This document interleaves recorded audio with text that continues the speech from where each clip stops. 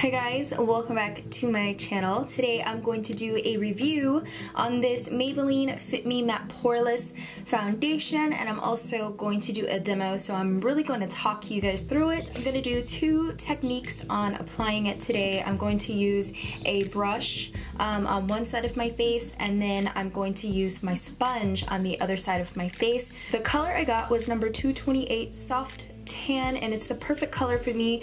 On camera it might look lighter than my skin tone, but in person it's my exact same color. Say this has a yellow undertone. It's supposed to be a matte finish, and it's supposed to reduce the appearance of pores. I usually use a primer. I won't be doing that today, and it says it's for normal to oily skin, so I'm gonna get in with the demo of this as I'm kind of telling you guys how I feel about it. I am going to apply a concealer corrector to one side of my face, so that way you guys can see the difference, but I won't apply it to the other side. One thing I didn't like about this was it didn't have a pump, so I tend to pour out a lot of product.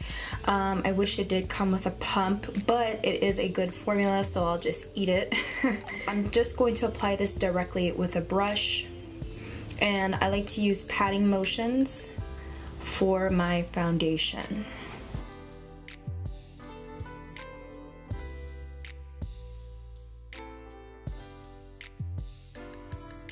Now I typically do go in with a second layer of foundation in only the areas where I need it. I'm just going to apply this on my cheeks where I had a little bit of acne pigmentation that is continuing to fade, underneath my eye area where my pores are. My pores tend to be in this area right here and around my mouth. And I think it did a really good job at covering up a lot of my acne scarring. I had a little bit over here. It also did cover up a little bit of the dark circles underneath my eye area, and it evened out my skin color really nicely. Now I'm gonna go ahead and apply with a damp Real Techniques sponge on the other side of my face. And on the back of my hand, you can tell it is liquidy. I'm just going to do it like this, like I normally do. And I feel like it distributes the product a lot more. Let's go ahead and start from the nose. And I'm not dragging this, I'm bouncing it, just like I did the brush.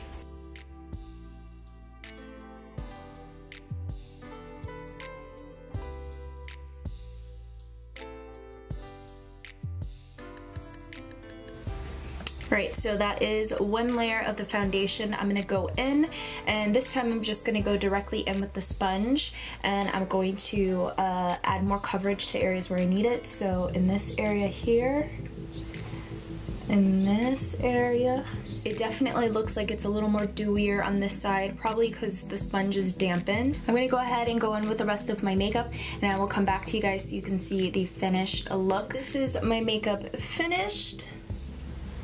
Remember, sponge on this side, brush on this side. This is what it looks like when it is completely done. I feel like it did a really good job. I will come back and show you guys what it looks like in about maybe 2 hours so you guys can really see. Back, it is now 7:35, an hour later than what I expected, but this is what the foundation looks like. I haven't touched up at all.